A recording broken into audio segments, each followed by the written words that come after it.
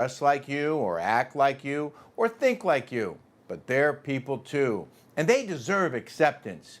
We're one world, one family, one big group of happy humans, right? Right, Kamala? Right, Democrats? Joy. Unless you don't agree with us. It's only joy if you agree with everything we do and say. Because even though we're the party of acceptance and love and joy and everything is okay, that only applies to our people. If you support a candidate we don't support, if you love someone we don't love, if you disagree with a position we agree with, then you're garbage. You're a piece of trash. You should be tossed in a dumpster because you don't belong here. Democrats are notorious for this stuff. Name-calling people who they say are name-calling them, and then saying how awful it is that others name-call, even though they're doing it themselves. How many times has Kamala Harris called Donald Trump names? How many times has she criticized him for his alleged rhetoric and called him a fascist or a Nazi or a threat to democracy or some other jab, and then said how bad of a person he is for saying the things he says, even as she says slanderous, libelous, and completely ridiculous things about him. Well, if you saw the early stages of Donald Trump's rally at Madison Square Garden, you might have seen comedian Tony Hinchcliffe do a routine during which he poked fun at Puerto Rico. To some, his joke was in bad taste. But let's try to remember, he's a comedian. And up until a few years ago, when the whole country turned woke and all of a sudden you weren't allowed to poke fun at any group or make fun of any person or risk getting booed off the stage, unless that person was Donald Trump, and it wasn't at a Trump rally, of course. In any event, Hinchcliffe, who also performed and killed it at the roast of Tom Brady on HBO, by the way, he said Puerto Rico is a floating island of garbage because apparently they have a trash problem there. Well, the left lost its mind.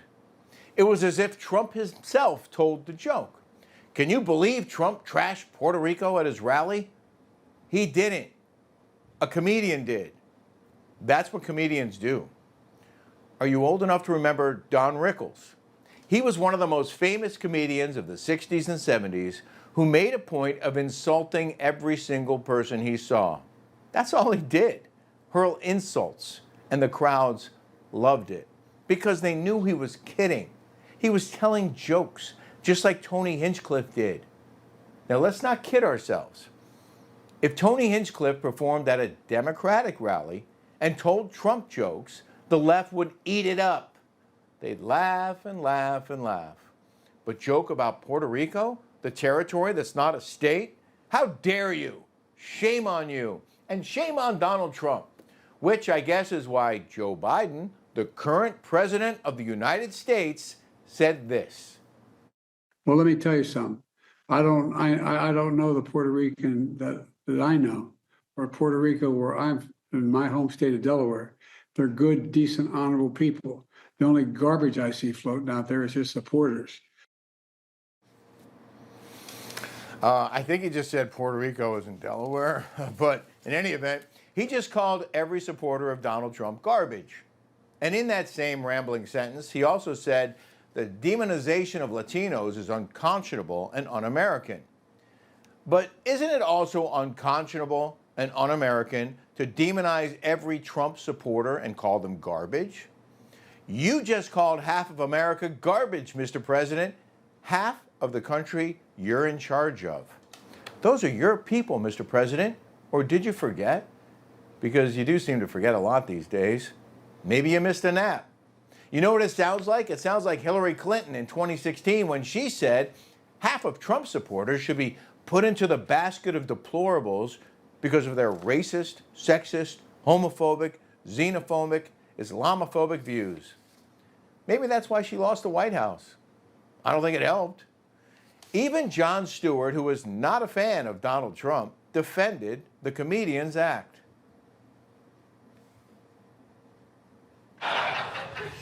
Now, obviously, in retrospect, having a roast comedian come to a political rally a week before Election Day and roasting a key voting demographic, probably not the best decision by the campaign politically. Yes, yes, of course. Terrible. Boo, yes.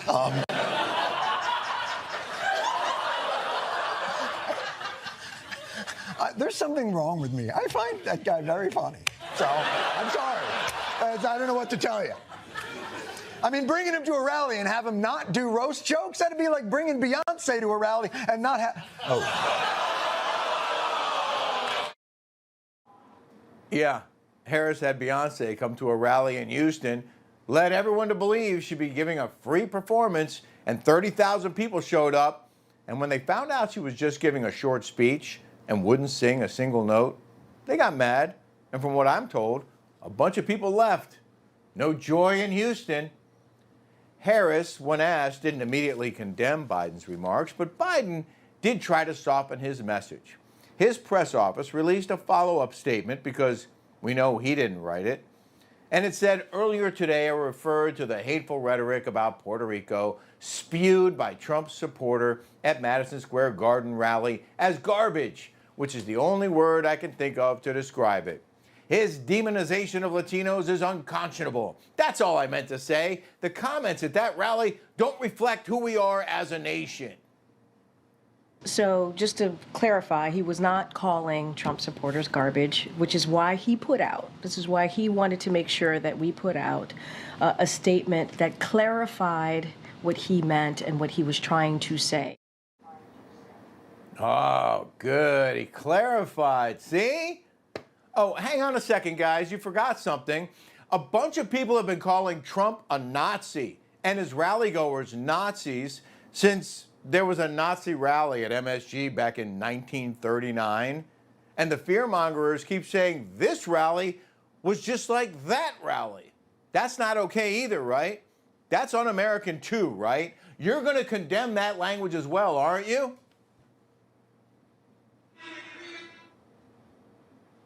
No? No? You're not going to condemn calling Trump and his supporters Nazis? But you're going to condemn a comedian's joke about Puerto Rico? You know who else had rallies at Madison Square Garden after the Nazis and before Donald Trump? Well, John F. Kennedy Jr. held an event there in 1962. Marilyn Monroe sang him happy birthday. Nazis. Bill Clinton gave his acceptance speech there in 1992 at the DNC, a room full of Nazis. President Franklin D. Roosevelt gave one of his biggest speeches there in 1936 when I guess he was a Nazi before he helped defeat the Nazis. Barry Goldwater gave a speech there in 1964. He must be a Nazi. And don't forget the New York Knicks and New York Rangers. They were there all the time. They fill the garden. Nazi players, Nazi fans. We could do this all day. But I think the point is made. Democrats are scared, and they're throwing as many insults at Trump and his supporters as they can, hoping some of it sticks until next Tuesday. It's offensive, it's hypocritical, it's weak, and it smells of desperation. Don't you think it's time to grow up, stop name-calling, face the real issues plaguing America, offer some real solutions, or get out of the way? Trump is expected to come out any moment now for his big rally in Green Bay, Wisconsin. The former president hitting the battleground stage hard during this final week before Election Day. National correspondent Mike Carter is live at the rally and joins us now with what we can expect to hear from Donald Trump tonight. Mike, how's it looking? Hey, Rick, they put away the cheese heads and replaced them with red MAGA hats tonight here in Green Bay. Of course, Green Bay, Wisconsin, known for Packers football, and that's one of the reasons why Donald Trump operating with a secret weapon here tonight. Longtime Packers quarterback and Hall of Famer Brett Favre. He came out just a few minutes ago on behalf of Donald Trump, supporting Donald Trump, and of course, Brett Favre, his words carry a lot of weight here in Wisconsin. Brett Favre, one of Wisconsin's most beloved sports figures, is exactly the kind of celebrity endorsement that former President Trump believes will resonate with voters here in the Badger State. Here's what Brett Favre had to say just a few minutes ago about Donald Trump and the Green Bay Packers. Much like the Packer organization, Donald Trump and his organization is a winner. And the United States of America won with his leadership. So it's time to bench Kamala and put in the star quarterback, Donald Trump. A lot of heavy emotions around seeing Brett Favre in this spot here, Green Bay. Brett Favre earlier this year announcing, of course, he has Parkinson's disease, so there's a lot of sympathy for Brett Favre in these parts. Fallout continuing, stemming from Joe Biden's comments, calling Trump supporters garbage last night. The White House walking back those comments, but Donald Trump had a lot to say about this at his first rally of the day earlier this afternoon in North Carolina. Take a look. Joe Biden finally said what he and Kamala really think of our supporters. He called them garbage. And they mean it. My response to Joe and Kamala is very simple. You can't lead America if you don't love Americans. You just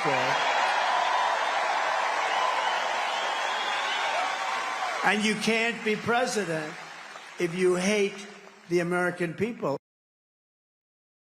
All right, well, those comments from Joe Biden were about Trump supporters. So let's talk to some Trump supporters. Where better to find them than at a Trump rally here in Green Bay today? I'm offended. My feelings are hurt. But, you know, November 5th, we're going to win. 2016, deplorables. 2020, we were non-essential. 2024, we're garbage.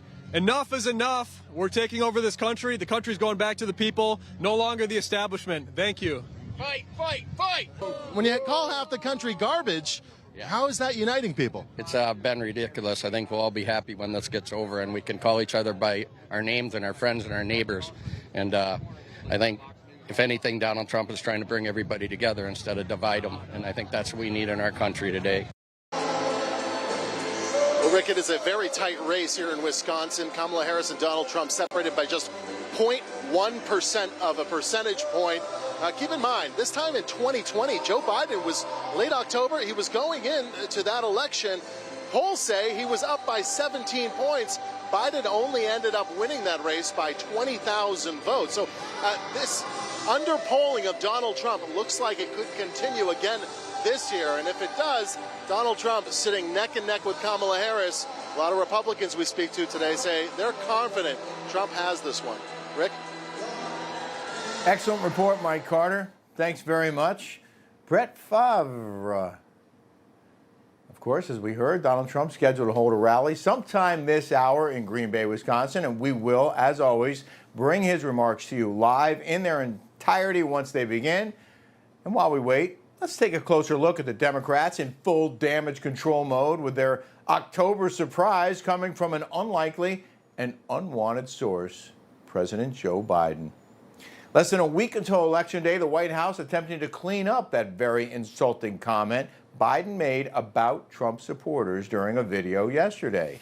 In case you missed it, and even if you didn't, it's worth hearing again. Here it is. I don't know the Puerto Rican that I know, or Puerto Rico where I'm in my home state of Delaware.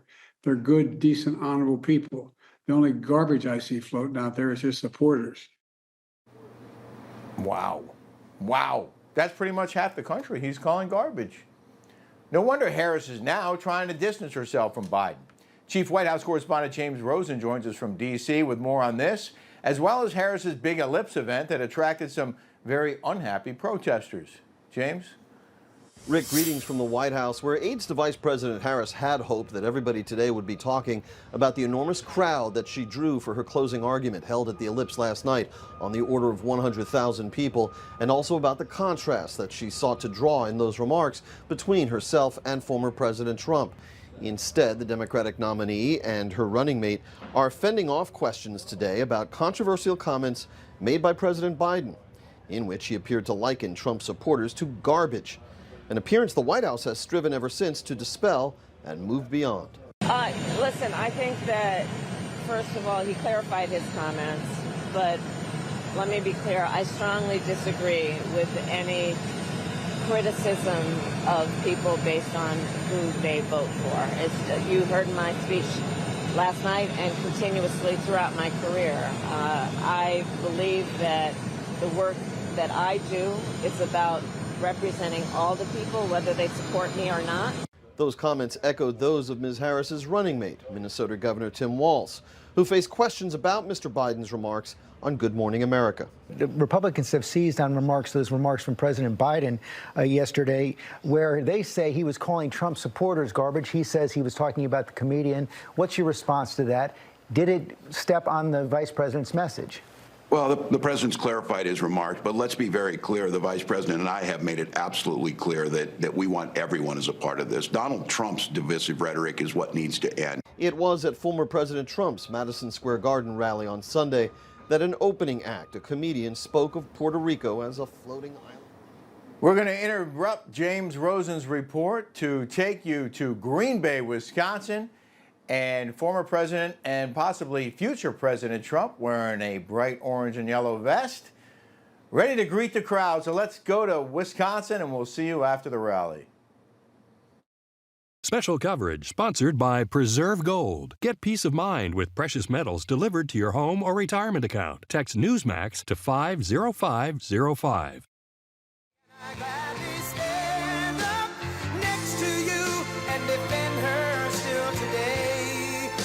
There ain't no doubt I love this land. God bless the USA.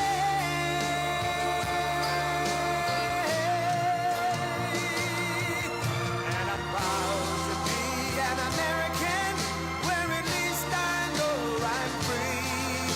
And I won't forget the men who died, who gave that right to me. And I gladly stand up next to you and defend her still today.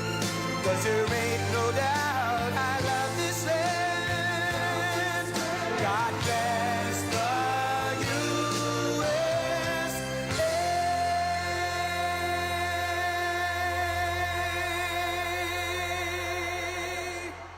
Thank you very much. Thank you.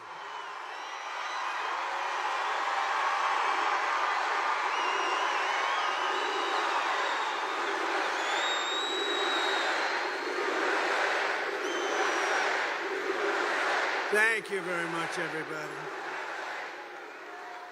And I have to begin by saying 250 million Americans are not garbage.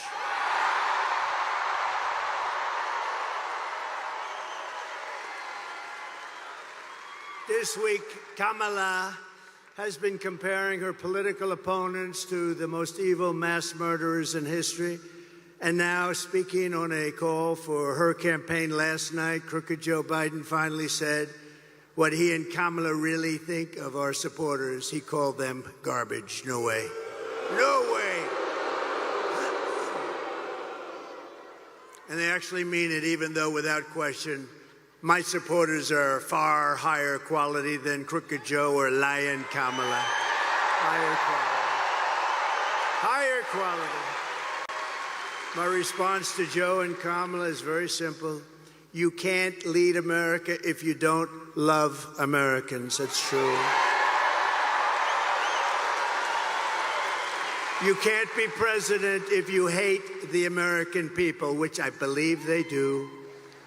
And Kamala Harris is not fit to be president of the United States. In no way is she fit. She doesn't have the intellect, the stamina, or that special quality that real leaders, people like Brett Favre, have. They don't have it. They don't have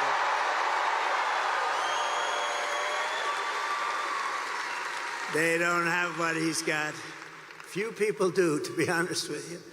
Joe Biden's comments were the direct result of Kamala's decision to portray everyone who isn't voting for her, which is a lot of people, as evil and subhuman. And we know it's really what they believe, because look at how they've treated you. They treat you like garbage. They treat our whole country like garbage, with open borders, with all of the horrible things they've done to hurt our country, inflation that should have never happened, allowing Russia to go into Ukraine, October 7th in Israel. All of these things would have never happened if you had a different president.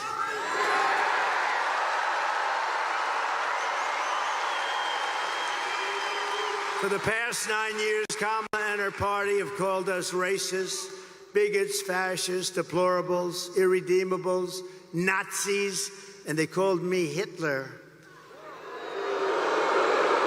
They've bullied you, they've demonized us, they've censored us, they've deplatformed us, and they weaponized the power of our own government against all of us. They've taken your money, they've thrown open your borders to criminals and terrorists, they've flooded your towns with deadly drugs and death.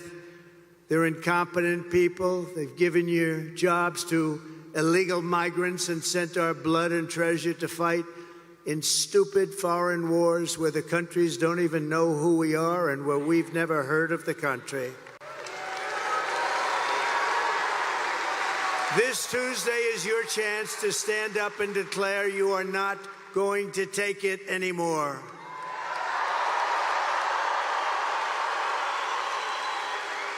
Six days from now, we can turn the page forever on this failed and corrupt administration. It's a corrupt administration, you do know that. We can declare once and for all that we are done with their hatred. We're done with their hysteria. We're done with their hoaxing, lying, cheating, scheming, plundering, and stealing. Oh, they steal. They steal. We're not going to let them divide and destroy America any longer. What we have built is the biggest, broadest, most incredible coalition and the greatest political movement in the history of our country.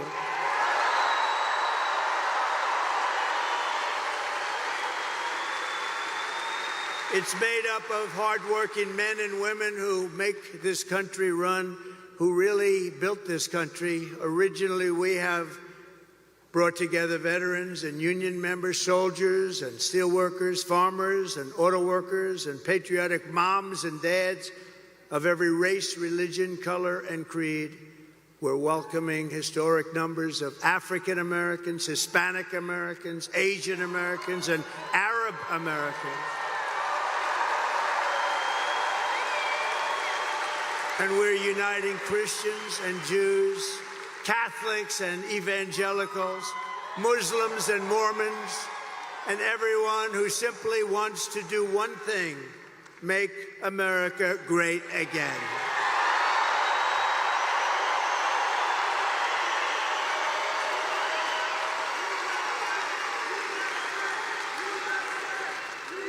Thank you.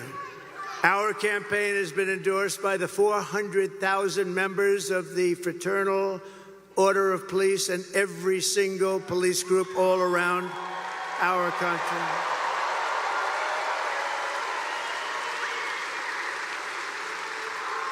It's been endorsed by the Border Patrol. We have the greatest people, that Border Patrol. Those agents are incredible. They've given me the strongest endorsement you've ever heard. The greatest president ever, they said. And they said, she is the worst person we've ever worked for. She, in 4 years, never called us one time about the border. And it's destroying our country, the border. So I want to thank the Border Patrol. I want to thank ICE. I want to thank ICE. They're incredible people.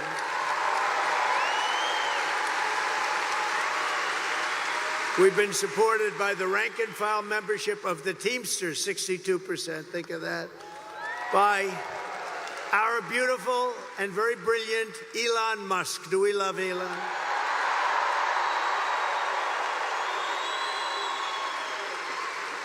All I know is when that rocket ship came down last week, I said, oh, this is going to be terrible. It's going to crash. Look, oh, it's going to crash. It was coming down this way. And then those jets kicked in. The fire was pouring all over the place. I said, what's going on? And all of a sudden, it started to be perfect, straight, dropped down. Then those arms grabbed it like you grab your little baby, grabbed it. And I said, who the hell pulled off that? I thought it was a science fiction movie, actually. I called up Elon. I said, Elon, was that you? He said, that was me. I said, that's why we love you, Elon. I said, can Russia do that? No, they can't. Can China do that? Nope, they can't. Can the U.S. do it other than you? No, they can't. I said, well, special guy, right? Special guy. Special guy.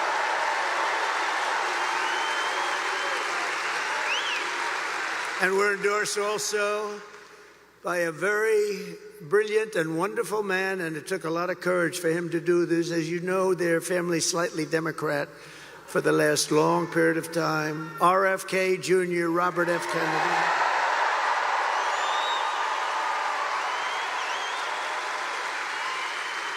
And he's going to be with us, and he's going to make sure our food is safe, our people are safe, our women are safe.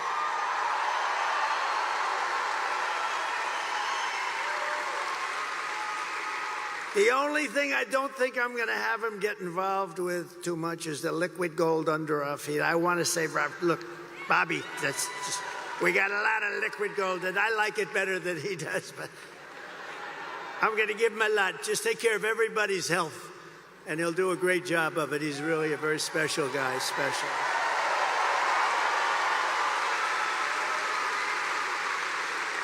And Tulsi Gabbard, respected by everybody, she just signed on an endorsement and became a Republican. She just became a Republican. And another one is Buzz Aldrin. Now, I didn't realize this. I had respect for him for many years. Great astronaut, great person, highly respected.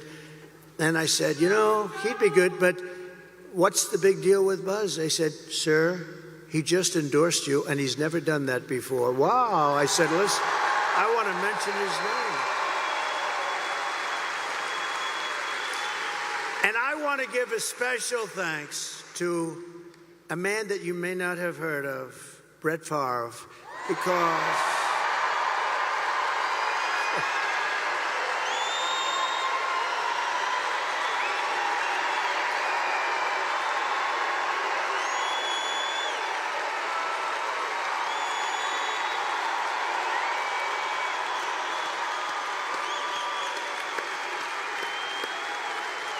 and his great family. What a beautiful boy, what a beautiful family.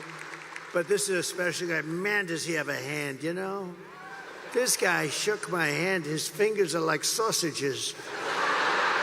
No wonder he can throw the ball so hard. There was nobody like him, really. I've watched him throw those 500-yard games like it was nothing. He was flinging it. He didn't throw it, he flung it, right? Thank you, Brett. What a great honor. What a great champion. What a great champion. And what a beautiful boy and family. Incredible wife. Thank you, darling, very much. Great honor to have you. Thank you, Brett. And I came in, I went on the plane, I'm watching, and I heard him get applause. And I'm a little upset because I think he got bigger applause than me, and I'm not happy. He got bigger than me. Thank you, Brett. Thank you, everybody. Isn't it an honor to have him? That's unbelievable.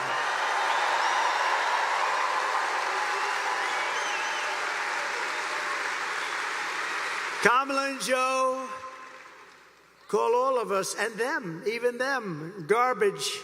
I call you the heart and soul of America. You are the heart and soul. You built our country, you know? You built our country. You built it. Far more than they built it, I can tell you that. You built it. And by the way, I want to thank all of our incredible sanitation workers all across America.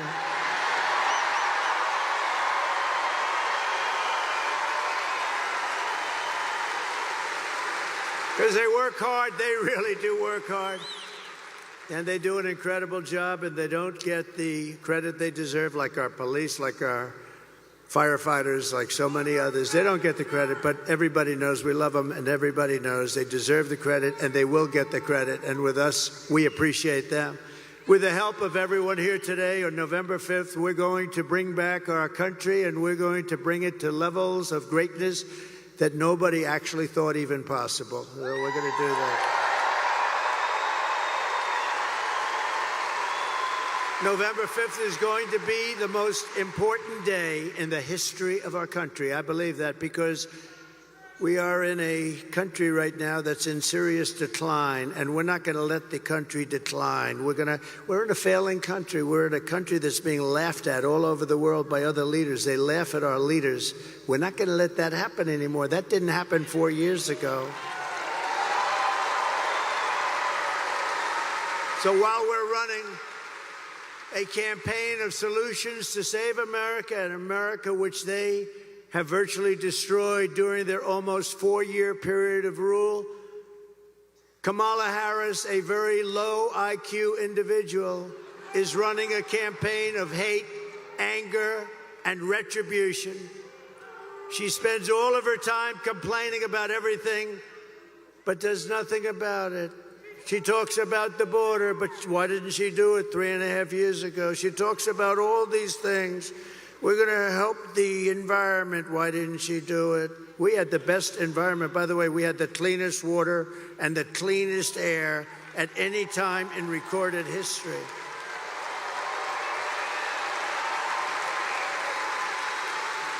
She talks about what she's going to do about inflation, which has destroyed our senior citizens and our middle class. They've done, you know, I had no inflation and we had the best economy in history. That's a nice combination. But she did nothing about it, or what she's going to get. She's going to talk about how she's going to get the economy going. Oh, I watched her last night. I watched her. Oh, I'm going to get. She didn't say anything. She said, I'm going to get the economy, but she didn't say how. I said how. I said, we're going to bring companies in. We're going to protect those companies. They're going to take advantage of all of the things that we're doing. They're going to hire people at numbers that you wouldn't even believe. We're going to have hundreds and hundreds and even thousands of companies coming in to our country. And I will use a thing called the most beautiful word to me ever, not quite. Well, let me say this. How about third? Let's put religion number 1 and love number 2. And then we'll put the word tariff number 3. Tariff. They're going to have to pay us to come in and use our wealth and take our jobs and do what they've done. But nobody ever did that except me. China paid us hundreds of billions of dollars. They weren't happy, but I still got along with them very well. And then COVID came, and I wasn't happy. That was a bridge too far. But we had the greatest economy in the history of our country. We took in hundreds of billions of dollars from China and others. And we were just getting started.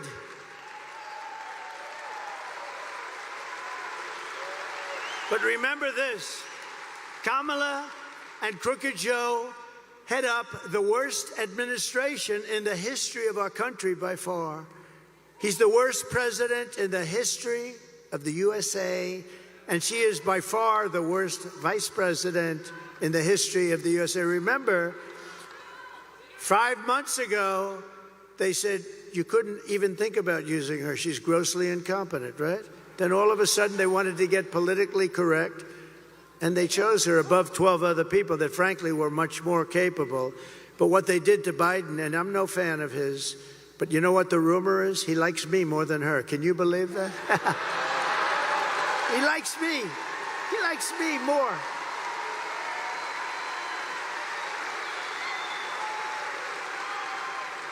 But their administration makes Jimmy Carter's administration look absolutely brilliant.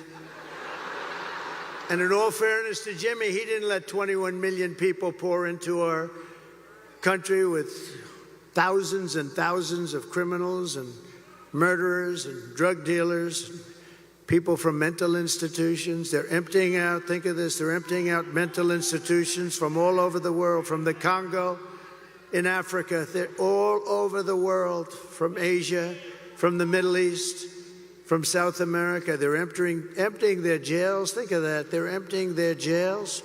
They're emptying their mental institutions and insane asylums into the United States of America, and these two stupid people allow it to happen. 13,000 plus murderers, many of them committed more than one murder, and they're walking around in our country free and clear to kill again, and they will. They'll kill many times.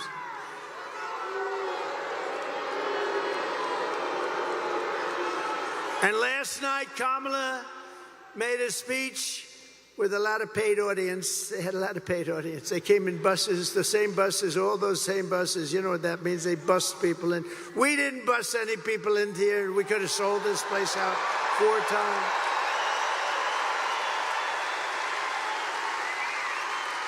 No, they come in, they bus them from someplace, they pay them or something. They bus them in with every bus, beautiful bus company, I will say. They did a nice job, bus after bus. And then they leave. They leave before she finishes. But listen, the worst was 4 nights ago. They got Beyonce. Beyonce. They got Beyonce. They said, ladies and gentlemen, they said Beyonce is coming to sing, and she came, but she didn't sing. And then Kamala came on as Beyonce was leaving without singing even one song, and they booed the hell out of both of them.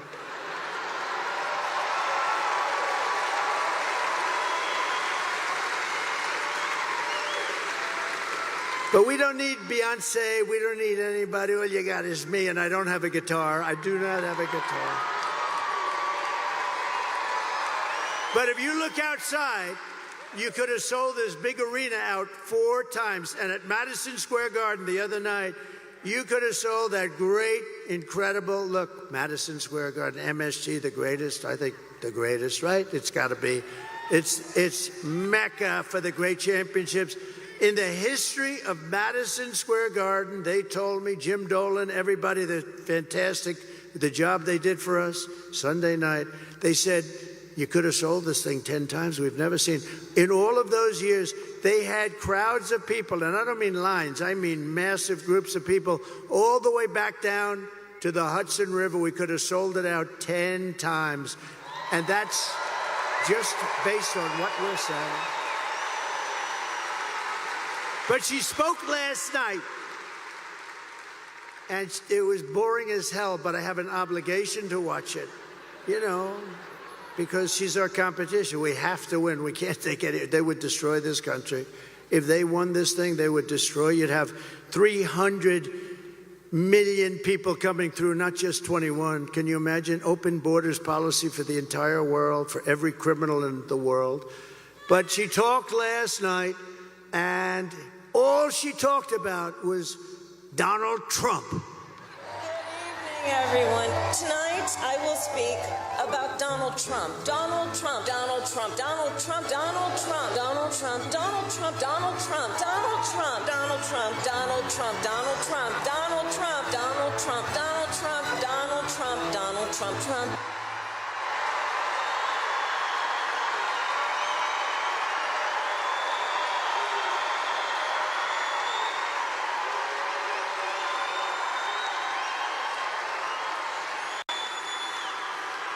That's all she talked about, because she and Joe have absolutely no achievements. They only have failure and gloom and death.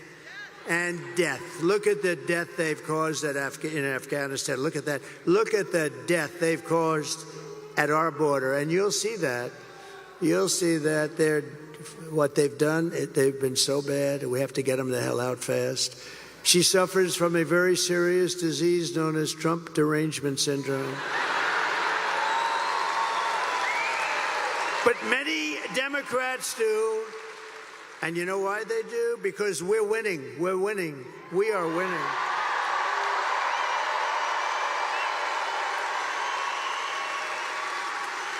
So this Tuesday, you have to stand up and you have to tell Kamala that you've had enough. You can't take it anymore. You're the worst vice president. You're the worst border czar. There's never been anybody bad like you. Kamala, you're fired. Get the hell out of here. Get out of here.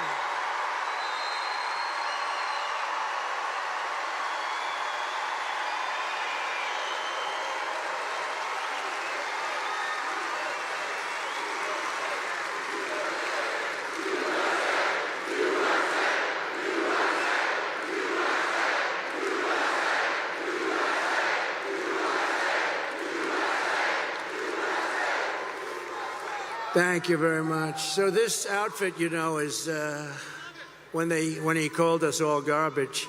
How stupid. What a stupid word. That blows deplorable away, don't you think?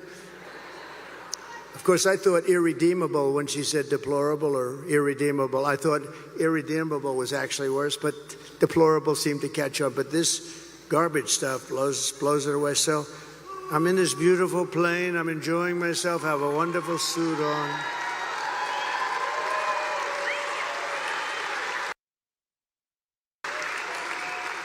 And one of my people came in and said, "Sir, you know, the word garbage is the hottest thing right now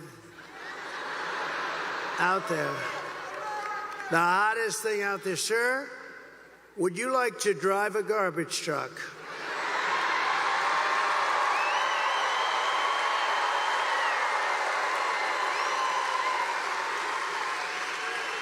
Now, we're about, 30 minutes from landing. We had to do this pretty quick. I said, "It's sort of cool, though, isn't it? Because, And I said, I think that's okay, but, I don't feel comfortable wearing a suit."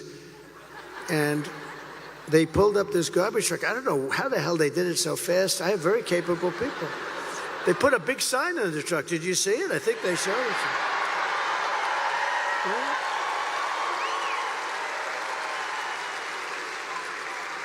And then they said, "Sir, we have a vest." I said, "Well, should I leave my suit on and put it over the vest?" But that doesn't look very good, right? That doesn't look good. So I said, "All right, look, let me take it off." And then I actually said, I climbed into the truck, but so I said, "How the hell do you get into this truck? It's way up high. It's a big one." This was a beauty. I said, "You didn't have to buy it that big, right? You have to get it that big?" They brought this brand new, gorgeous truck, wonderful driver. He looked like Cary Grant in his prime. You know who that is? This beautiful driver. And he drove that big thing up. And I said, "Man, this is bad, because now I have all the cameras are all watching. Look at all the fake news. They were, most of them.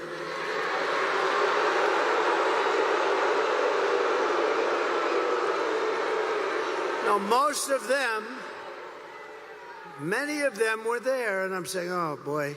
One little mistake with these guys and your political career's over. You can't even. So I said, man, if I don't get up there, this is going to be very embarrassing. These stupid people, they'll say, he's cognitively and physically impaired. And I can't do that when I'm alongside of this great athlete. I got to get up to that. So the first stair is like up here. I'm saying, shit. So I had the adrenaline going, and I made it.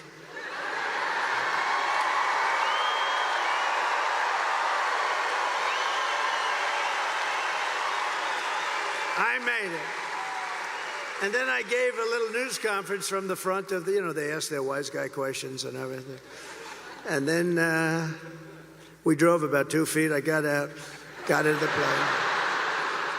And then I got in the car, and I'm driving over here, and I have this still on. And I come into the arena, and I say, where's my jacket? I want to get out of this thing. And they said, it would be unbelievable if you could wear it on stage. I said,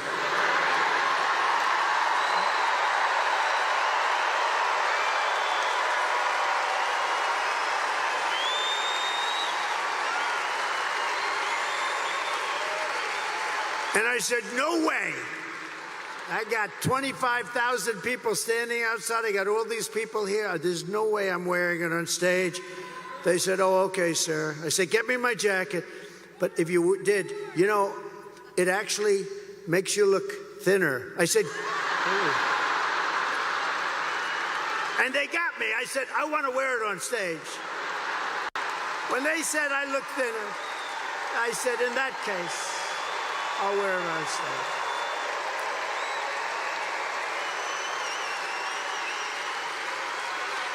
I may never wear a blue jacket again. I may go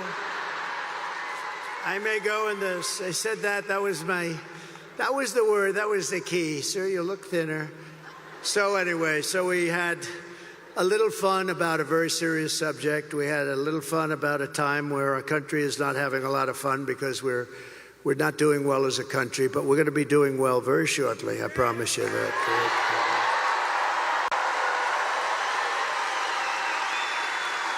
And I guess you've been reading and seeing the news. It's big stuff. That's all they talk about now is the election. Boy, 6 days, 5 days. But we've set an all-time record in early voting, and the Republicans have set the highest record. They've never even come close.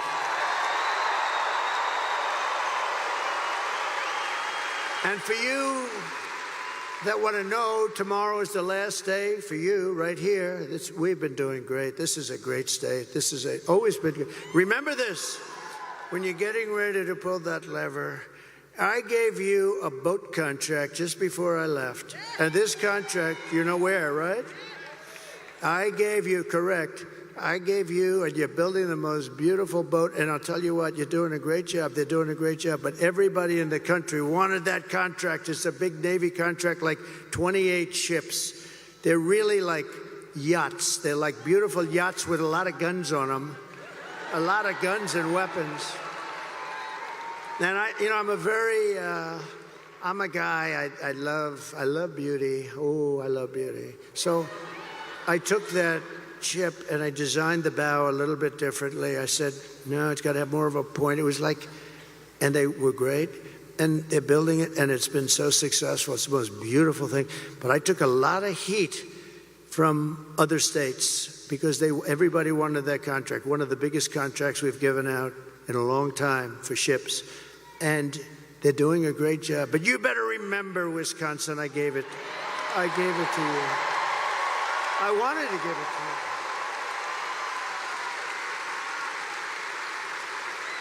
No, I'm a very visual person. You know, I'm very visual. I don't know if that's good or bad, but it's can't help that. And I sort of wanted to redesign it a little bit, and we did, and they were great. They said, well, that's good. And then they looked, they said, you're right, this does look better. It's gorgeous. It's really good. So tomorrow is the last day to request a mail-in ballot, and you still have a few more days to do early in-person voting, but the main thing is to get everyone out and vote, vote, vote. We're going to vote, vote, vote.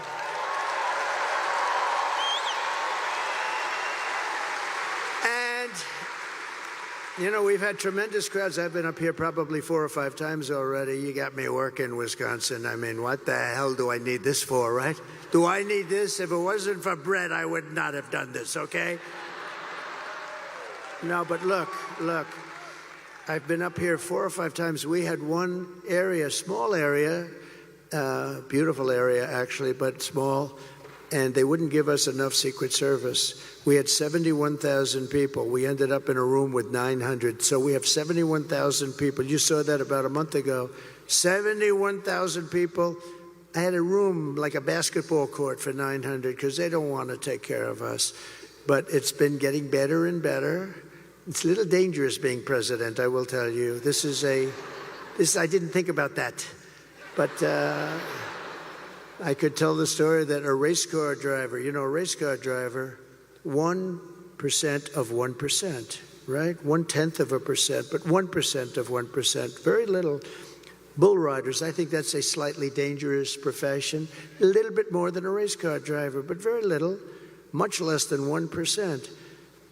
A president, I don't want to tell you the percentage, but this is a very dangerous profession. And if I had to do it again, I would have done it every single time because we're going to make America great again.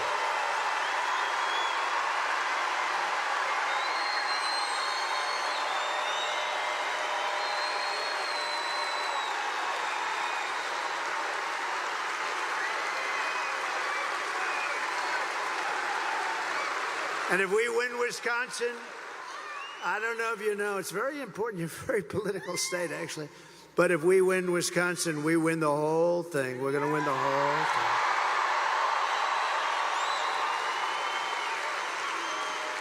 thing. And we've always done well up here, so it's great, and we love it, and we love being here, actually. So together we're going to defeat Kamala Harris, and we're going to win back that beautiful White House, and it's going to happen very quickly. And if you think of it, Kamala Harris cast the deciding votes that launched the worst inflation in the history of our country. She cost the typical American family over $30,000 in higher prices, and now Kamala wants to raise the typical family's taxes by $3,000 a year. Congratulations. But if I win, we will rapidly defeat inflation, and I will make America affordable again. We're going to make it affordable. We got to bring those costs down. They call it groceries. bacon, lettuce, tomato, everything is so much higher than it ever was. And we're going to bring that down. And we're going to do it very simply. We're going to drill, baby, drill. We're going to bring the energy down, and everything's going to come down.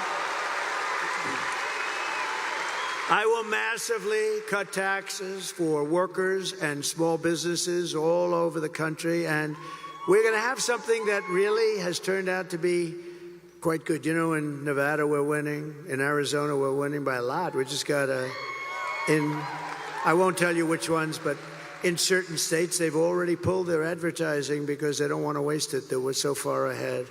We're so far ahead.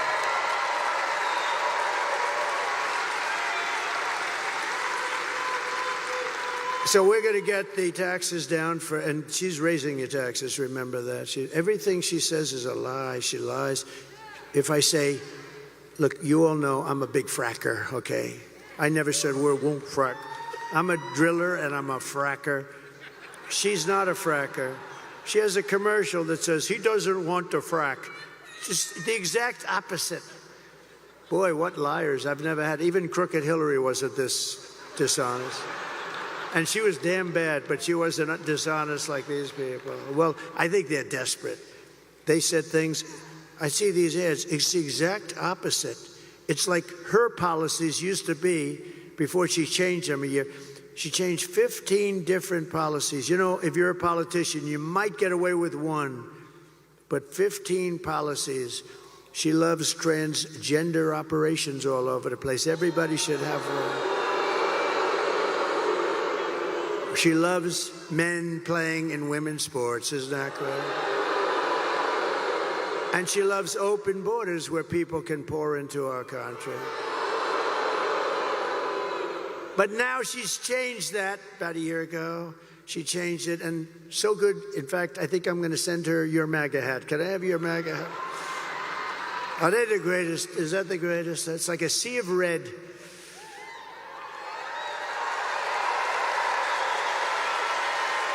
Except for Elon. Elon had the black hat, right? And I didn't even know we had a black hat. And he shows up in a black hat, Make America, and the letters were black. It was very subdued. And I said, Elon, where'd you get that hat? He said, it's dark MAGA. He called it dark MAGA. And he wore it. He wore it to Butler. He wore it in Pennsylvania, one of the great nights. We had 107,000 people show up for Corey, the firefighter. Butler, PA. And Elon wore it, and he had such a good, you know, he spends all the time in these labs and stuff. It's like crazy. And when he got out, he said, I've never seen anything like this. He had the black MAGA hat on. Here's the good news. I sold 10,000 of those hats over the next week. I didn't even know we had black hats. We sold 10. There was a run on black MAGA, dark MAGA. And Byron liked it too, didn't you, Byron? Huh? Byron liked it. Byron looked beautiful in it. Huh? He looks good in anything.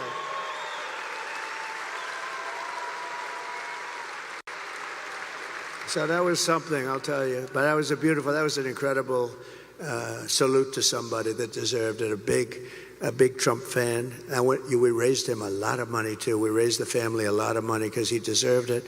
We have a man tonight. Maybe I'll introduce him really fast, just fast. He's a friend of mine, very successful guy. And I've known him for a long time. He's a member of a place called Mar-a-Lago. Nobody's ever heard of it. But he said, sir, do you mind if I give some money to the widow of Corey, the firefighter? I said, absolutely you should, because Corey had a great career, but it's not exactly, the money doesn't exactly flow in, right?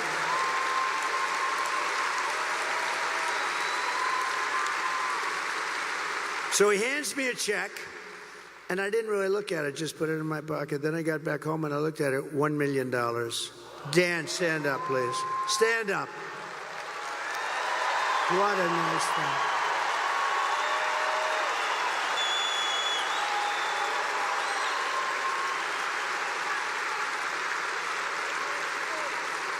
And then we raised another $4 or $5 million for the family, and also for the two gentlemen that took hard hits. They took hard hits too. The doctors were incredible up there. These guys took 2 hard hits. These were big Trump fans and MAGA fans more than even Trump fans, and they know what we're doing is right, but boy, they got hit. But they were, in fact, we thought we lost 3 people, and they made it. And we're giving them something substantial, but we wanted to take care of them all, so Corey was gone immediately, but it was amazing. But I want to thank you, Dan. That was nice, Dan.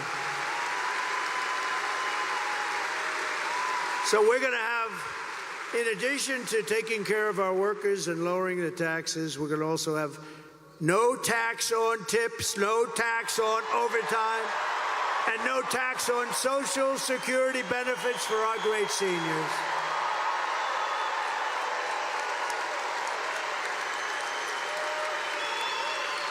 And I'm going to support a tax credit for family caregivers who take care of their parent or loved one. And they deserve it, right? They deserve it. They're great. You know, if you didn't have people like that, you wouldn't have enough hospitals in this country. They do a job that's incredible, and they do it out of love. You don't have to worry about it. They do it out of love. So we're going to work on a good tax credit for them. We're going to get it done, too. So I will terminate the Green New Scam, and I will cut your energy prices in half. Within 12 months, your energy prices will be in exactly half. 50%.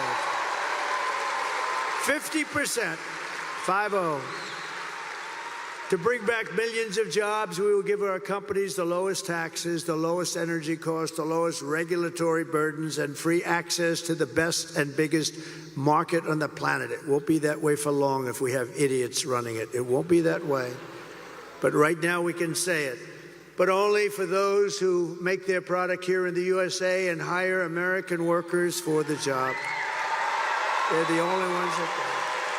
And if these companies don't make their products here, then they will pay a stiff tariff when they send their products into the United States for the privilege of competing with our workers and our now protected companies. We're going to protect these companies so they don't leave us like they have been doing for 50 years.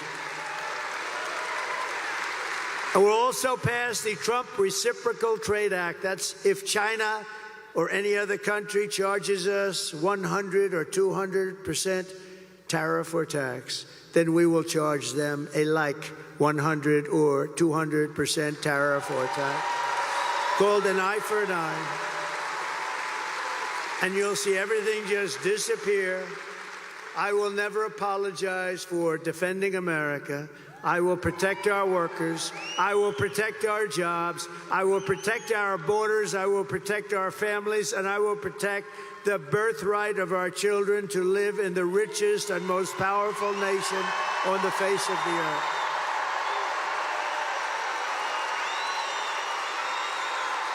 Thank you. Thank you.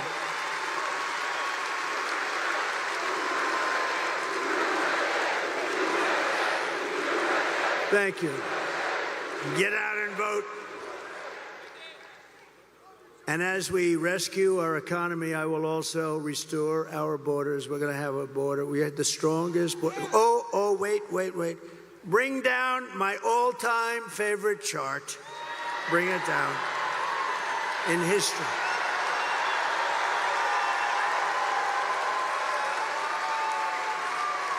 I love that chart. I wouldn't be here if it wasn't for that chart, if I didn't look over to the right. I wouldn't be here. I love that chart. Even if the numbers were lousy, I would love that chart. But the numbers are the best ever. So the arrow, the big red arrow on the bottom, that arrow.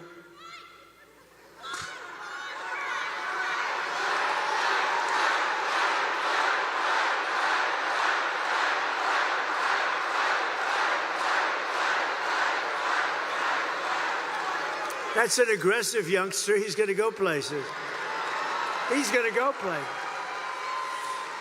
But that's my last day in office, and you look at what's happened. That was a Elon rocket ship after that day. Look what happens to that chart. Look what happens to that chart. That was the lowest illegal immigration that we've had. All they had to do, Biden, when he went to the beach, all he had to do is leave it alone. We had remain in Mexico. Nobody could come in. The head of Mexico, president, said to me, of course we won't do that. No, I said, you will do it. You will do it. He said, no, we won't let them remain in Tijuana. Hundreds of thousands of people coming up, pouring through our borders with the past administration. I said, no, you're going to do it. He said, I'm not going to do it. We had a good relationship. I liked the guy. He was a socialist, but that's okay. And I said, no, you're going to do it, because if you don't do it, I'm going to put 100% tariff on everything you're selling to us. And you're going to, and he said, what do you mean 100? I said, well, I'll start off at 10. I'm going to raise it to 20, then 30, then 40, then 50, and I'll stop at 100, I promise. That's more money than anything you ever heard. And he said, Donald, I would love to do as you request. I would love to. It'd be my great honor to have a policy of remain in Mexico. Over the past 4 years, Kamala has orchestrated the most egregious betrayal that any leader in American history has ever inflicted upon our people. The most egregious. It's disgusting what she did. She's violated her oath and eradicated our sovereign border and unleashed an army of migrant gangs. They're waging a campaign of violence and terror against our citizens like we've never suffered before. We've never had this before in our country. It's an invasion, ladies and gentlemen. It's an invasion. Kamala has imported criminal migrants from prisons and jails, from insane asylums and mental institutions all over the world, from Venezuela to the Congo, including savage criminals who assault, rape, and murder our women and girls. Anyone who would let monsters kidnap and kill our children does not belong anywhere near the Oval Office.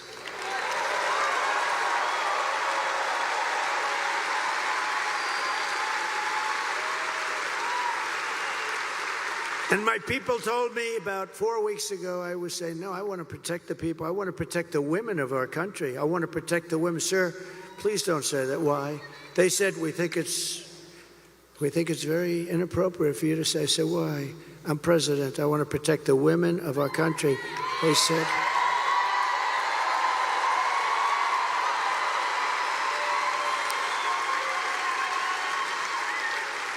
said, sir, I just think it's inappropriate for you to say, pay these guys a lot of money. Can you believe it?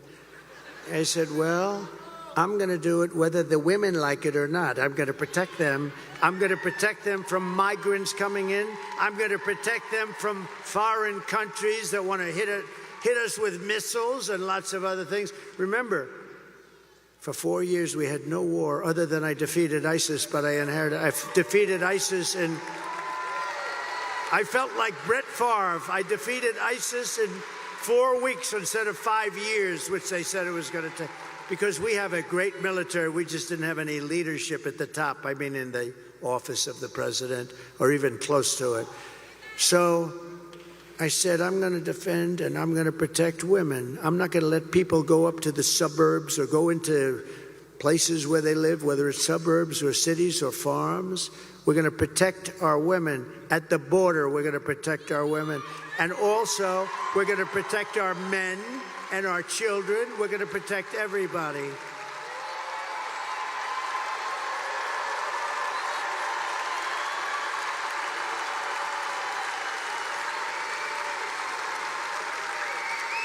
Is there any woman in this giant stadium who would like not to be protected?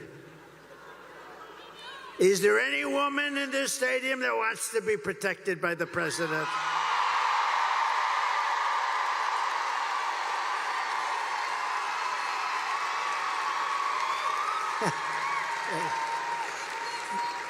I love these. You know, these women are from North Carolina.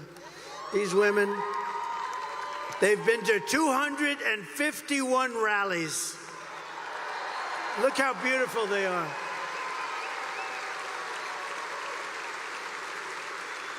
And they're all happily married. They're beautiful husbands. I saw them once. But, you know, I never see their husbands. I only see them. Look at them. They travel all over the country This is at least a pretty close one. I mean, they go to California, they're incredible women. I think they have a good home life. I'm not exactly sure. No, their husbands are great, but I appreciate it. Yeah, it's like 251. Can you believe it? And we have front row Joes here, too. They've been to like 400. We got a lot of it's good to see you. These are great people. They're patriots, I will tell you. And they're very successful people, very successful people. And we have Mr. Wall here someplace. He's great. He has the wall. I'm going to use that suit someday when I come out. But and it's representative. We've built 571 miles of wall on the southern border. And Mexico paid for it by supplying us with soldiers free of charge, more money than, because technically you can't get them to build the wall if you own the wall, which unfortunately we couldn't work out, but I did better. We got their soldiers and they protected us while we were building it, and they still protect us to a certain extent. So I want to thank, we've had a good relationship with Mexico, but they're going to have to do a better job. We're losing much more than 100,000 people a year to fentanyl coming in from China and then through Mexico. We're going to talk to Mexico very early in our discussions. We're maybe like the first day, one of the very first calls I'm going to make, because we cannot let fentanyl come into our country. Can't let it come in. And I'm talking to China, too. I'll call President Xi. We had a deal, President Xi and I, and then we had whole thing come in with the China virus, right? But we had a deal with President Xi. He was going to give the death penalty to anybody producing fentanyl and sending it into the United States. But of course, when Biden took over, it didn't mean anything. Just like the Abraham Accords, we had 4 countries. I would have had that filled. We would have had peace in the Middle East. They didn't do anything. They just sat there with it. So, we'll get it all taken care of as soon as we get in. But today I want you to hear directly from a mother whose world was absolutely shattered. This is a sad thing. I've had it for one day, and everybody that's seen it, they end up crying. Strong, tough guys, they end up crying. It's so sad, and it's emblematic of what's happening in our country. By thousands and thousands of people are being killed. This was a young, beautiful girl. Please watch. Sunday night, I asked her to not stay up super late because of her coming to work with me in the morning first to do her summer school. She said, okay. I told her good night and I love you. I went to bed, not realizing that that was going to be the last time I saw her. We're best friends. Yeah. We're going to shake it again. I woke up to notice she wasn't in her bed. I'm in my heart trying not to lose my mind because I don't know where she is. I finally remembered her phone had a location on, and her phone was pinging just 2 minutes down the road, right behind the skate park. I start driving to the direction the phone was being pinged at, and I see a couple cop cars with lights on. I see yellow tape. And immediately my heart drops and sinks to the bottom of my stomach. My daughter's hands and ankles were both bound. She was strangled to death, left with no pants. And I know in my heart, she fought incredibly hard. She was not going down without a fight. We begin with 2 men we're learning are charged with capital murder tonight, accused of killing a 12-year-old girl. Police say these men strangled her before dumping her into that creek. Both men were in the country illegally. Apprehended, then released by Border Patrol less than 3 weeks before Jocelyn's death. The men accused of killing Jocelyn Nungare are affiliated with the gang known for brutal violence. Kamala Harris was in charge of immigration in our borders. If we had better border policies and not open borders and not these catch and release policies, I truly believe this all could have been prevented. Under her being vice president of this country, my daughter's life was ripped away from her. She had her entire life ahead of her. Happy birthday, dear Jocelyn. My daughter is 6 feet in the ground based off of policies that she allowed to keep. Kamala Harris did have one job, and she not only failed, not me, she failed my daughter. She failed Jocelyn. You know, she was only 12. President Trump reached out, gave me his sincerest condolences as not a former president, but just as a father, someone who cares. I believe Donald Trump needs to be back in office. I can at least know that my next child will be safe in this country.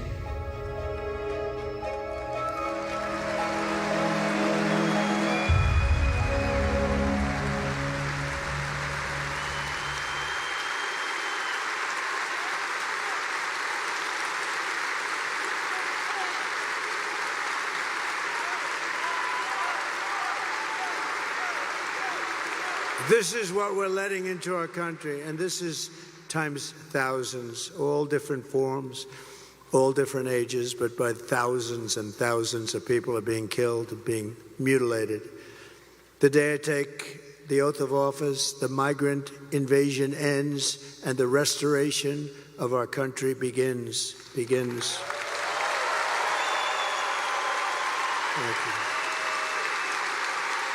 The savages charged with brutalizing and murdering precious Jocelyn are members of the same vicious Venezuelan prison gang, Tren de Aragua, that's taking over apartment complexes and unleashing violent killing sprees all over America. They took over, as you know, in Colorado, Aurora, Colorado. They took over a big section, apartment complexes and others. And they're all over the country. They're even in Times Square in New York City now, and we're getting them the hell out. Take a look.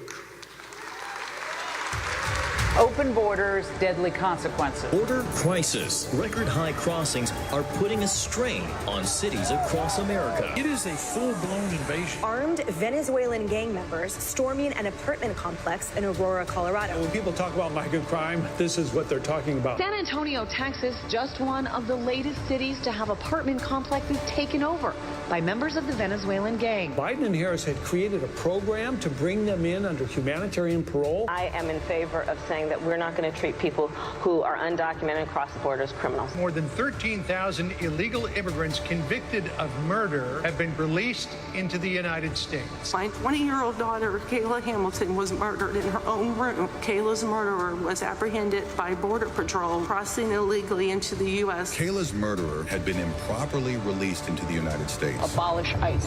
Yeah, we need to probably think about starting from scratch. More than a dozen people suspected of being Tren de Aragua gang members right here in San Antonio. The gang members had been terrorizing the apartment complex. New details in the murder of Lake and Riley. The illegal immigrant suspect, who cops say committed the heinous murder, is a Venezuelan national. And was paroled and released into the country by the Biden administration. If they'd all been properly vetted, that probably wouldn't have happened. Two men investigators say are in the country illegally from Venezuela are charged with capital murder in the death of Jocelyn Nungaray. Martinez Rangel wrapped his arms around Jocelyn's neck, took off her pants, and climbed on top of her. Later strangled Jocelyn to death and then tied up her hands and feet. Court documents suggest a group of men arrested for beating and robbing a Dallas woman last month are members of a Venezuelan street gang. The men threatened to cut off her fingers if she did not cooperate. Manuel Hernandez was booked by Colleyville police just 2 days earlier and released the day before the robbery. A Peruvian gang leader who is wanted for 23 murders. He was arrested by Border Patrol near Roma, Texas, then released into America. This is what we're letting into our country. With no control whatsoever. We have no idea who they are. They don't check them. There's no vetting. There's no nothing. They're coming in at levels that we've never seen before. Last month, I was in the beautiful small town of Prairie du Chien, Wisconsin, where police arrested a Tren de Aragua gang member who crossed Kamala's wide open border. Just come on in. And then came into your state and held a mother and daughter captive against their will and sexually assaulted them again and again and again, and did great harm to both.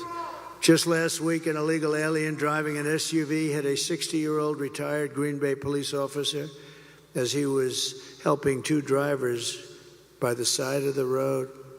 Instead of helping his critically injured victim, the illegal alien, who had a can of beer in his passenger seat and lots of cans of beer and plenty of other things in the car, got out of his car and ran away, leaving the retired policeman to die and bleed to death. We're praying for his family. The United States is now an occupied country, but it will soon be an occupied country no longer.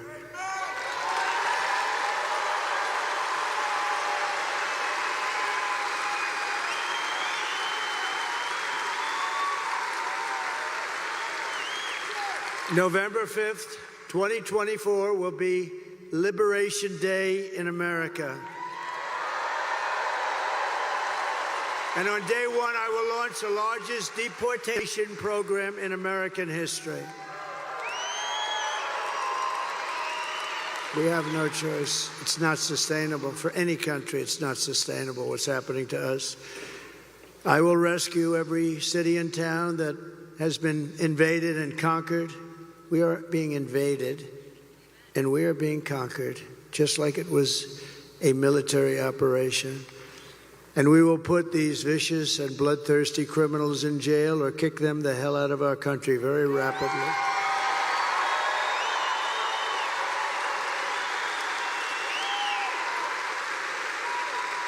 To expedite removals of Trende, Aragua, and other savage gangs, I will invoke the Alien Enemies Act of 1798. Can you believe 1798? That's when we had people that wanted to protect their people. I have to go back a long way. To target and dismantle every migrant criminal network, and every single one of them operating on American soil. And there are many. And if they come back into our country, it's an automatic 10 years in jail with no possibility of parole. And I am hereby calling for the death penalty for any migrant that kills an American citizen or a law enforcement officer.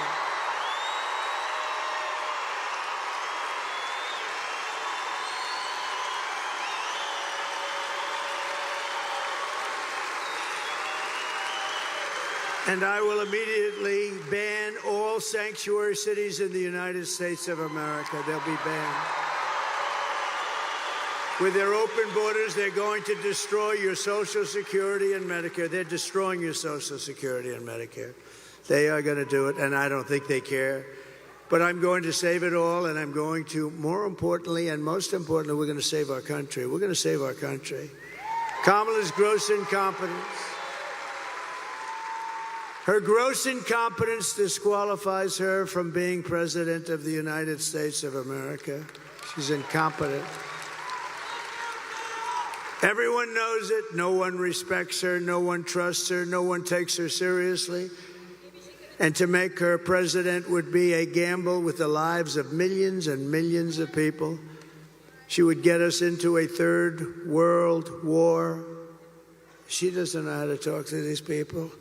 They would laugh at her. They would laugh at her because she's so grossly incompetent to do the job. She's not going to be able to do the job. And everybody that knows her agrees. And 5 months ago, they said there's no way she could be running for president. She's incompetent.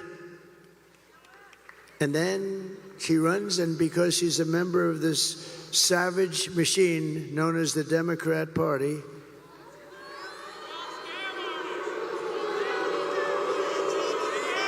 and then all of your sons and daughters will end up getting drafted to fight these endless wars that we've been in. I've gotten us out of so many. I was the only president, think of this, in 82 years not to start a war. We dealt with peace through strength. Our enemies are laughing at her. If we win, America will be feared and respected again. Feared's okay. On issue after issue, Kamala broke it, and I will fix it. I will fix it, and I'll fix it fast. On top of it all, Kamala says that she would not do one thing differently from crooked Joe Biden, which in itself is disqualifying. I wouldn't do one thing differently. Take a look, please. Would you have done something differently than President Biden during the past 4 years? There is not a thing that comes to mind. I stood there on the tarmac watching you check your watch. The chaotic and deadly U.S. evacuation from Afghanistan stunned Americans and the world and cost the lives of 13 U.S. soldiers. Would you have done something differently? There is not a thing that comes to mind. More than 13,000 illegal immigrants convicted of murder have been caught at the border and then released into the United States. An Afghan national is in custody today after being accused of plotting an election day terrorist attack. The suspect entered the U.S. on a special immigrant visa. Gut-wrenching new details in the murder of Georgia nursing student Laken Riley. The illegal immigrant suspect, who cops say committed the heinous murder, is a Venezuelan national who crossed the unsecured southern border back in 2022. Two men investigators say are in the country illegally from Venezuela are charged with capital murder in the death of Jocelyn Nungaray. A fifth illegal immigrant accused of attacking two New York City police officers over the weekend showed no remorse or regret. Would you have done something differently? There is not a thing that comes to mind. Only 18% say the economy is in excellent or good condition. U.S. inflation has hit a new 40-year high, increasing by 9.1% over the financial year. Authorities saying Train de Aragua, which has been linked with more than 100 criminal investigations here in the U.S., has now been found operating its criminal enterprise in apartment complexes. Were you the last person in the room? Yes. Thank you.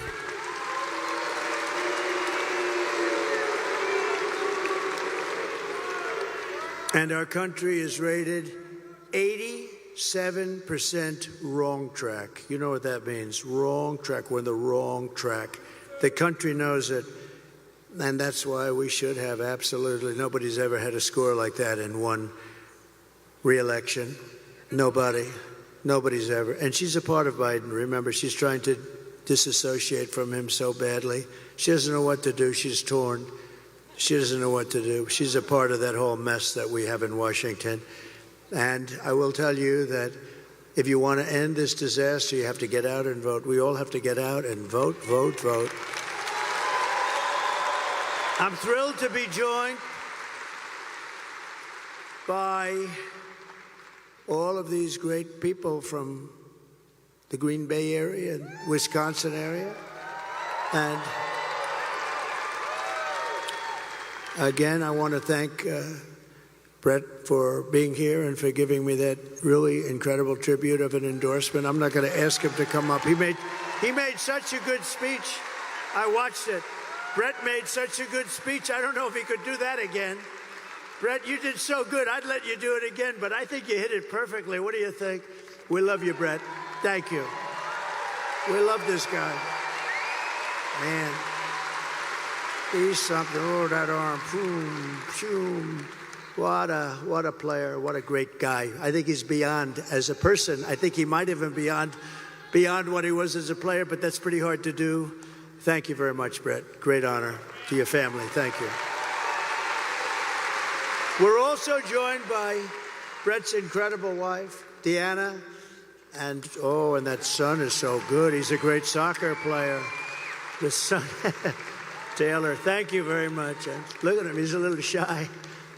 He's a little shy. He's a good soccer player right here, who I think is that's an incredible family. As you know, she fought breast cancer. She won her battle. And she's been an inspiration. She's been an inspiration to everybody. You have been an inspiration. I've heard that. A lot of people, they said that. Thank you, Deanna. Beautiful. Thank you very much. Also with us is another Green Bay football phenom, running back. You may know the name, Quadzilla, the Quad Father, A.J. Dillon. I got to meet him backstage. Get healthy soon, A.J. Get healthy soon. Look at this guy.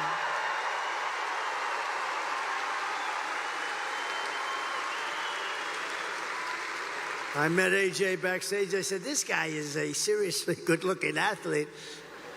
We're going to watch you get better soon. You're going to be in good shape, I think. I hear great. Thank you, AJ, very much. I'd also like to thank a friend of mine for being just a great senator. Very simple. And just a fantastic person, Ron Johnson, Senator Ron Johnson.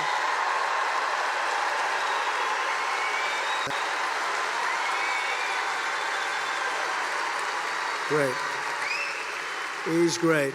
And a future great one. He's going to work together. What a tandem. Eric Hovde, and he's doing terrific. Eric, you are doing well. Well, he has my complete and total endorsement, and you're doing well. I saw you're up in the polls like winning. You're winning. That's what we want. That's the guy. Tammy Baldwin is terrible, by the way. And a friend of mine, he said a long time ago, sir, 2016, he said, sir, don't come up here, sir. You can't win here. You can't win. It's a tough state. Don't come on. Tommy Thompson, right? But don't come up, sir. And I said, what do you mean, Tommy? Just don't come up. Look, if anything changes, I'll let you know and you'll come up. But don't waste your time. You have to win other states. This is 2016. I was sort of insulted, but I figured, what the hell? Who knows better than Tommy Thompson, right? About 4 weeks later, I had a couple of good weeks. I get a call. It's Tommy Thompson. Sir, it's time for you to come up. Get up here quickly. And we won Wisconsin. Tommy Thompson. You remember that, Tommy? You remember that?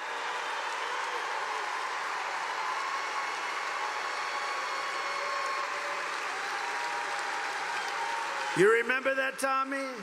He didn't want me to come up. Then he says, sir, get your ass up here, sir. You're doing good. That's great, Tommy. Thank you. You've been a great friend of mine, actually. And we're doing well now. We're really rocking here, right? They're doing well. Thank you very much. All of you, thank you very much. And House Majority Whip, a highly respected man, a powerful man in Washington, but respected by everybody, Tom Emmer from Minnesota. Thank you. He's a Majority Whip. Majority Whip. That's big stuff. Thank you, Tom, very much. And Representatives Tom, Tiffany, my friend, and Glenn Grothman. Thank you, Tom. Thank you, Glenn. Really great, great congressmen and warriors. They're both warriors. And we have another warrior, Byron Donalds. He's my great warrior, too.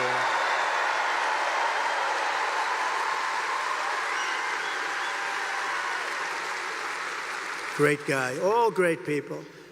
Congressional candidate who's doing really well, Tony Weed. Thank you, Tony. Thank you, Tony. Tony, you're doing well. He's a winner. And my son-in-law, Michael, who's helped us so much on this campaign, he's been great. I want to thank him, and I want to thank his father and the chairman of the Wisconsin Republican Party, Brian Schimming. Wow, have you been good, Brian? I got to watch his speech on the plane just coming in before I got into the garbage truck. I had a choice. Watch your speech. So I delayed the garbage truck a little. You were fantastic. Thank you. We're doing well. We're going to win, Mr. Chairman, right? We're going to win. We're going to win. Thank you, Brian. Very good. Great job. So just in conclusion, here are the facts. Kamala is a radical left Marxist, rated even worse than crazy Bernie Sanders or even Pocahontas herself. Pocahontas. She destroyed our economy. She was an original creator of defund the police movement. And anybody who wants to defund the police for even 1 week or 1 day or 1 second is not worthy of being president of the United States of America.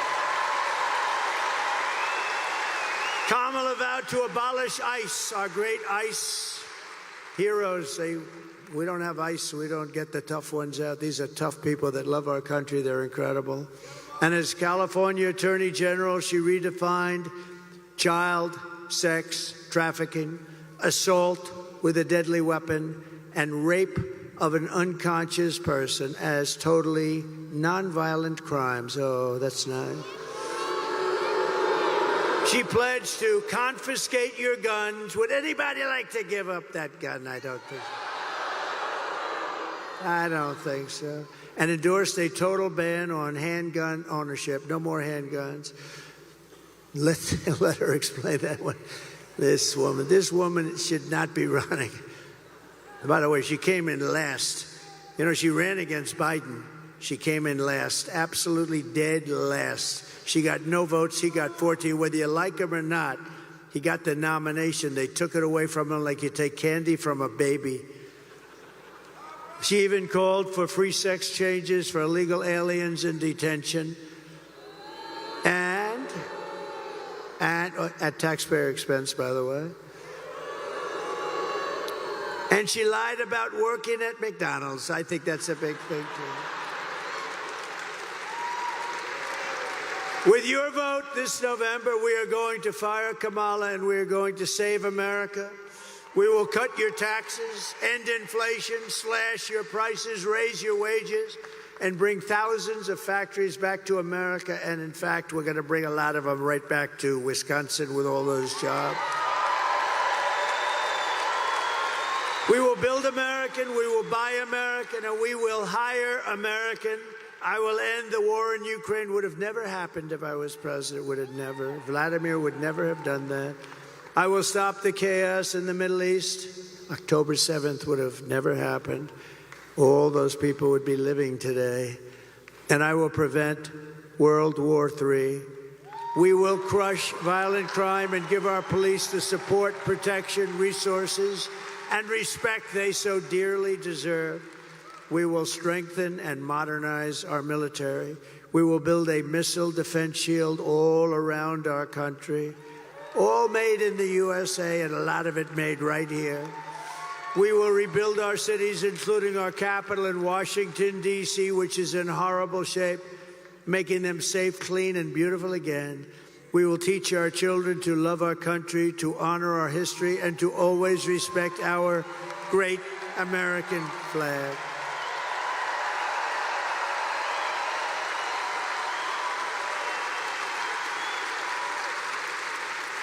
And we will put in legislation, anybody burning the American flag, 1 year in jail.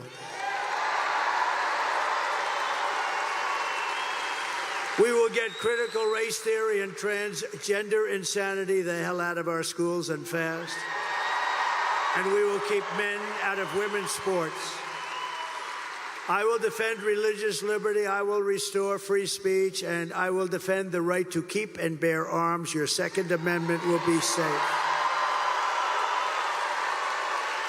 After years of building up foreign nations, defending foreign borders, and protecting foreign lands, we are finally going to build up our country. We're going to defend our borders, and we are going to protect our citizens. We're going to protect our land. We are going to protect our country.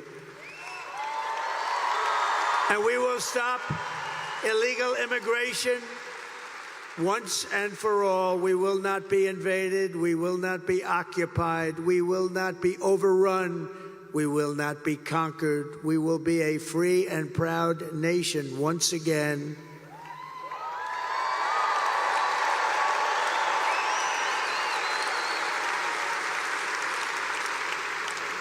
We are being invaded. It's incredible. Think of it. We're being invaded by massive numbers. Very little difference between this invasion and the military. They don't wear a uniform. That's about the primary difference. Everyone will prosper. Every family will thrive, and every day will be filled with opportunity and hope and loaded up with the good old American dream. We're going to have the American dream back. But for that to happen, we must defeat Kamala Harris and stop her radical left agenda, and we have to have a landslide that is too big to rig. Got to make it a landslide. For the past 9 years, we have been fighting against the most sinister and corrupt forces on earth. With your vote this election, you can show them once and for all that this nation does not belong to them. This nation belongs to you. It belongs to you. It was hardworking patriots like you who built this country. And 6 days from now, it is hardworking patriots like you who are going to save our country. You're going to save our country. After all we have been through together, we stand on the verge of the 4 greatest years in American history. We can do that. We can do that. It seems so unlikely. It seems unlikely, but we can do that. With your help, from now until Election Day, we will restore America's promise and we will take back the nation that we love. We are one people, one family, and one glorious nation under God. We will never give in. We will never give up. We will never back down, and we will never, ever surrender.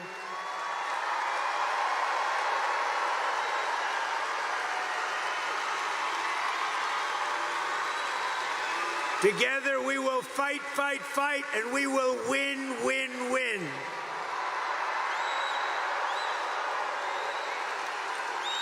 November 5th will be the most important day in the history of our country. We're going to turn things around, and together we will make America powerful again.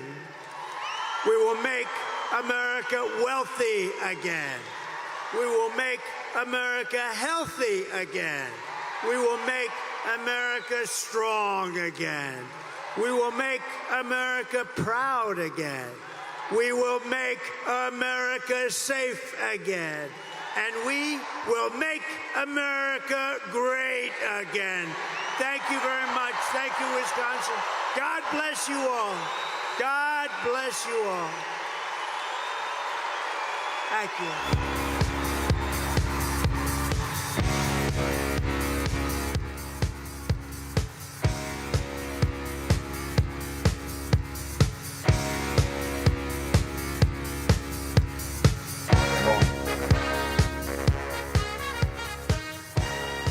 Good evening, friends, and welcome to The Pulse. I'm David Harris Jr. And what another incredible rally from President Trump, this time in Green Bay, Wisconsin. President Trump delivering his